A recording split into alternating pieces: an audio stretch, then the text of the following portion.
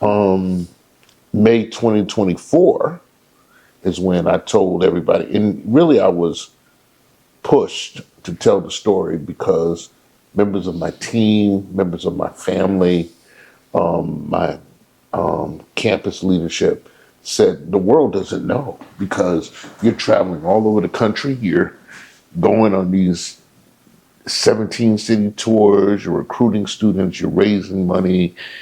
You know, they see you. You don't look sick. You look healthy. But if nobody knows, nobody can help you. Mm-hmm. And I said, I don't need to do that.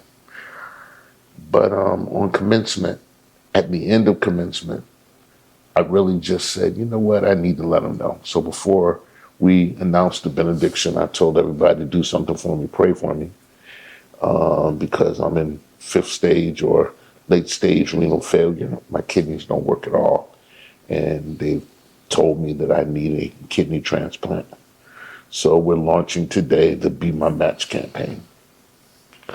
So we launched the campaign that day. And that day alone, by the time we got to Monday, there were more than 25, 30 people who had clicked on the barcode to register at Duke. What made my story so unique is a few weeks later, a couple months later, I was only registered at Duke. I hadn't thought about getting registered at Atrium yet. I get a phone call. Well, it's not a phone call. Someone printed out the article that ran in Black Enterprise because they covered the story. Yes. Someone printed the article and showed up. I was told it was Black Enterprise, but I wouldn't quote, but a publication. And they showed up to Baptist. When they showed up to Baptist, what they said is, hey, I want to donate to him. Mm-hmm. Baptist says, okay. They looked up Anthony Davis. At that time, they had no Anthony Davis on their registry. They went into the National Registry. There are hundreds of Anthony Davises in the kidney registry. So they didn't know what to do. And someone said, why don't we call Livingstone? Because it says he's the president of Livingstone. Meanwhile, just go ahead and work this person up like we work anybody else up. So they worked them up. Late August, I went into my appointment with Atrium because it's a long wait to get appointment for transplant. I got there in late August. So May make the announcement. August, I'm going to get registered at Atrium. And it just so happens once I got registered and they ran my compatibility test, I was a perfect match for the person who walked in off the street. Mm-hmm. Well, wow. Answer to prayers, sure. Prayers answered. Yeah. Yeah. This person's requested to remain anonymous, huh? Requested. That seems to be my luck, right? But I was going to say this isn't the first time you've been the beneficiary of an anonymous donation. Yeah. But this one's probably the most important one. How did you manage to navigate all those tours, those speaking engagements, those recruitment events when you were, not at your healthiest, you know? It was difficult. I mean, as I look back on it, I probably shouldn't have done it. Mm-hmm. But my enrollment manager and the team, we would go on these tours, but I could not go on the tour unless I carried a dialysis machine. So I would pack the machine in a suitcase. Is it bulky? Is it a big, bulky thing? Yes. Okay. Weighs about 35, 40 pounds. I had to take that. The fluids, I needed 4 bags a night. So you think about it, if I'm on the road for 4 days, I have to do 16 bags of fluid, right? 4 days.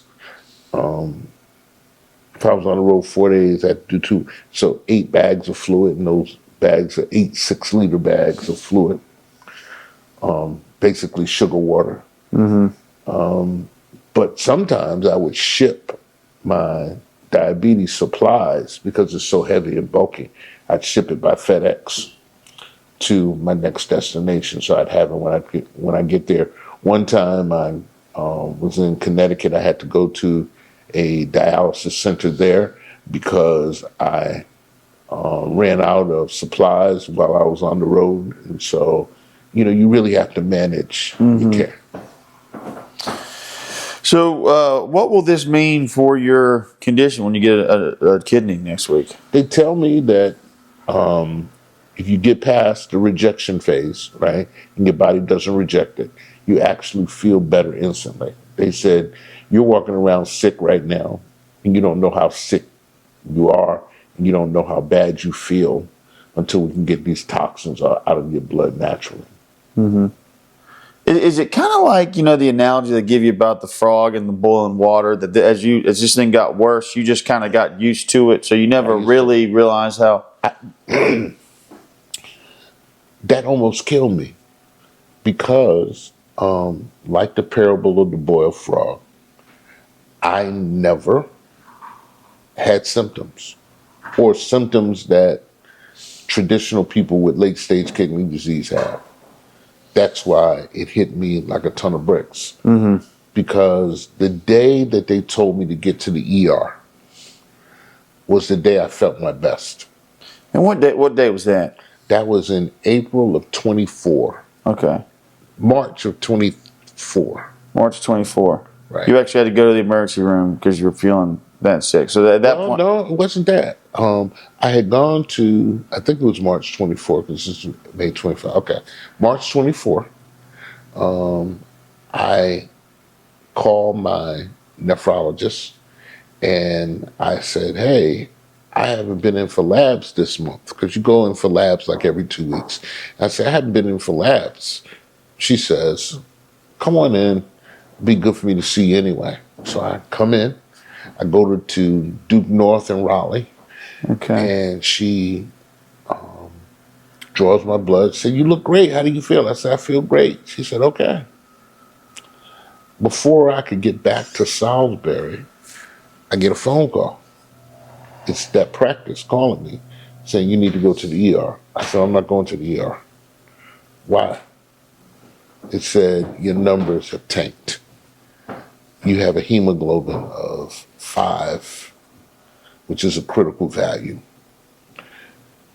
Your urea nitrogen is 126, and your creatinine is 12.6. You're at the point of no return. But you were driving and you felt... Driving around, eating. They said, are you eating? I said, yeah. They said, what did you have today? I said, for lunch. So I went to this place called the Dog House. I know I should eat it, right? It's like going to Haps, but it's in Durham. I went to the Dog House. I had 2 German Shepherds. German Shepherds are the hot dogs with the sauerkraut and spicy mustard. I had 2 of those. Big glass of lemonade. I came home for dinner, and I remember the meal I prepared for myself. Cube steak, rice, cabbage, fresh cabbage. I said, that's what I had for dinner. They said, wow. They said, you got to promise us if you don't go to the ER, you'll at least come in tomorrow and get 2 units of blood.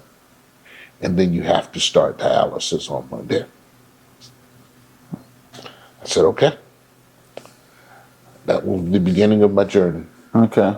So that was got the 2 units of blood on a Friday. Yeah. Monday afternoon, I was starting peritoneal dialysis. You mentioned screening, like that you had missed your screening, and that's why you kind of called them in. My labs. Yeah, your labs. So how often were you having your labs done? Every 2 weeks. And why were you doing that? Because when you're in late stage renal failure, they have to make sure that the medications that they're giving you, right? If you're not on dialysis, they want to make sure that they're monitoring, number one, what is your hemoglobin, because your kidneys actually tell your bone marrow to produce red blood cells. So they need to do a complete blood count.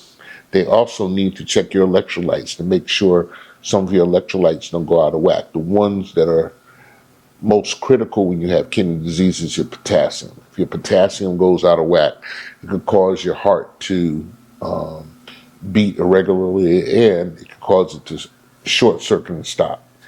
They also want to measure your phosphorus level, one of the other minerals in your bones. They want to measure that. They want to measure your calcium because they work together. Okay.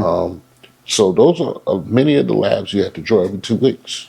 So how long? I guess I'm just trying to get the timetable right. So the call, the 2 units of blood, all that was April of last year or March. Yeah. When did you, and you found out that you were in renal failure in 2023, or when did that begin? When did you start going for the screenings and all that? It really hit me right after my inauguration. Okay. My inauguration was in 23 because remember, I came in on October 22. I waited a year to have an inauguration. So September 23, I had my inauguration. November 23 is when it really hit me. Okay. I was retaining fluid. And it was about 25 pounds of fluid. And I was short of breath. I couldn't move. I was moving.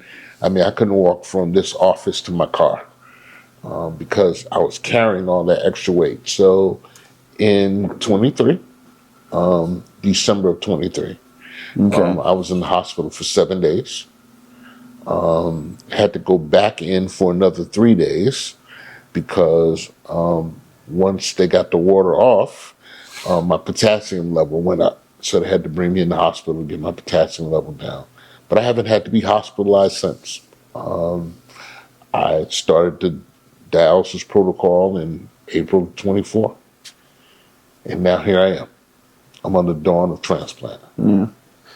What kind of thoughts have you had about? I mean, if you didn't find a donor, if this thing didn't have a happy ending, I mean, were you considering succession here at Livingstone? Were you considering? I never got that far. I really believe in my faith. I leaned on my faith. I believed that God was going to show up whenever He wanted to show up. That's the way I looked at it. That's why I kept going every day.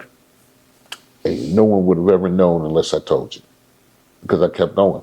And I told all of my constituents that one thing that you can rest assured, that every morning I'm going to get up, I'm going to gear up, and I'm going to go hard for Livingstone College until I no longer have breath in my body. All right, so you get to go a little bit longer, and maybe a lot longer. Hopefully, a lot longer. I would have. But I was prepared if I had to go. But I can tell you, I was blessed. I'm one blessed man. One blessed man. Because not only did I have an anonymous donor for Atrium, I actually have an anonymous donor for Duke as well. So I have 2 donors that are ready to take me to transplant. Huh. So how did you find out about the one at Duke, and when did you find out about that one? Because the one at Winston is the one you're taking, right? That's the one you're getting on Wednesday? Because it's sooner. Yeah. Okay. Because it's sooner. And I need to get it done sooner than later because every day I deteriorate a little bit. Yeah. Well, imagine, we said you strapped up in like 11 hours a day. Is that what you said on Tuesday? Yeah, about 11 hours a day. Yeah. About 11 hours a day. Are you able to sleep when you're on that machine? A little bit. Yeah. A little bit. It gets uncomfortable sometimes. Okay. The way the fluids press on your abdominal cavity. What does it feel like when you're taking that? Do you remember when you were a kid going to day camp? A hot summer day. They told you to go get a drink of water, and you kept drinking from the water fountain, and then you realized that you were so full of water that you couldn't. That's what it feels like. Okay. All right. I didn't know. So I have done the plasma donations, like when you go give blood, and whatever that thing is, it kind of it feels a little cold when it cycles back through. I didn't know. Can you feel the temperature change? When you really don't feel it. Okay. I never felt that. All right. I do feel the pressure in the peritoneal cavity. That's about it. It's not painful. All right. It's just, man, it's just not optimal for life, Sure. 9 hours a day. Think about it. Because before you get on the machine, you need to do the sterilization process, right? Even though it doesn't take long, it does take long because you have to set your machine up. You have to be very, very careful, because if you throw an infection, you got to be hospitalized. I've been blessed. I haven't had an infection because I'm very meticulous, and I do everything they say. Before I touch the machine, I put a mask on, I wash my hands, I connect the machine. Before I connect, I clean myself. I mean, the catheter that I carry, they call it the connection site. I clean that, sterilize it, connect to a machine. That's before I can even turn the machine on and start cycling. I press the button, and then it goes for 9 hours now. Get up the next morning, have to disconnect, clean up your bags and everything like that, and get the machine ready for the next. That's every day. When you wake up in the morning, I mean, did you feel better than you did the night before? Or what did you notice a change? Yeah. Okay. Because every night, I'm someone who retains a lot of fluid every night. So it's a smart machine. And based on your blood pressure, based on your, what they call your dry weight, the machine calculates how much it needs to take off in fluid. Right? I can tell you that on average, every night, my machine takes off close to 1.5 liters of extra fluid to get me in balance. So you think about that. Think about 1 liter of soda. That's how much extra fluid I'm carrying. Some days, it's been as high as 2.5 liters. Okay. And I bloat very easy. Yeah. Yeah. It's been a journey. You mentioned when you were doing the quilt dedication ceremony that your wife had been a huge help. I mean, that she'd been there alongside you. Would you like to say anything about what she's been through and along with you on your journey, or any other family members? I could not have made it to transplant if it had not been for my wife. Her name's Jacqueline, right? Yeah. Dr. Jacqueline Davis. I could not have, I would have never made it here. Because on nights when I didn't feel like connecting to the machine or going through the process, she would load my machine for me. Mm-hmm. When a driver from the college was off, right, and I had to get to an appointment, she said, "We're going." Never missed an appointment in 1.5 years. Yeah. That's dedication, man. Mm-hmm. I'm grateful. I'm one blessed man. What does will this, I guess, awareness of renal failure, you have any plans for any additional? I know you guys did the Be My Match campaign. Mm-hmm. Just are you going to continue to try to push out any sort of general awareness about these kind of things, that maybe what people should look for, signs? Or once I get on the other side of transplant, mm-hmm. I realized that many African Americans, many people suffer from kidney disease. I would like to publish something. I don't know exactly yet, but I would like to publish something. Really, one volume to look at. Okay. Signs and related to renal failure, and not to ignore it, right? That's one. Because there was medication that could have saved my kidney, but I went and did not. I didn't take it. And they said, "Oh, you're losing your kidney function." It wasn't until my internal medicine doctor, I said, "Oh, that's not bad." He says, "No." He said, "The algorithm says that when you have numbers here," I mean, he really broke it down, because I was just looking at raw numbers. Oh, my BUN is 30 and my creatinine is 2 something. He said, "No, you've lost about 50% of your kidney function." I said, "What?" And by the time he told me that, it was almost too late. He referred me to nephrology, and they said, "Hey, we're going to try to preserve your kidney." But it's hard, man. Let me tell you, man, the diet, let me make you laugh, right? Everything that I love is on the do not eat list, and I eat pretty healthy, right? So I love oranges, right? But I can't really eat oranges like the big Sunkist oranges that I love. Is it because of the sugars or the fructose in them or whatever? No, potassium. Oh, okay. I love watermelon in the summer. I had to limit because watermelons are full of potassium. Green vegetables, collard greens, spinach. I love spinach. Give me spinach with a little garlic, olive oil. I love it, right? Can't do it. Just eat a little. Brussels sprouts, right? High in potassium. Huh. If it's not high in potassium, it's high in phosphorus. I can't really do luncheon meats. Every meal I have to take 4 pills called binders, calcium acetate, before every meal, before I put anything in a protein shake. Because it has dairy and phosphorus, I have to take binders. So my life has been grossly altered going through kidney disease. I can't wait until I could take a knife, cut a Sunkist orange in 4 squares, and go in. Can't wait. Nice, yeah. Making me want an orange. Yeah. Yeah. That's my favorite fruit, man.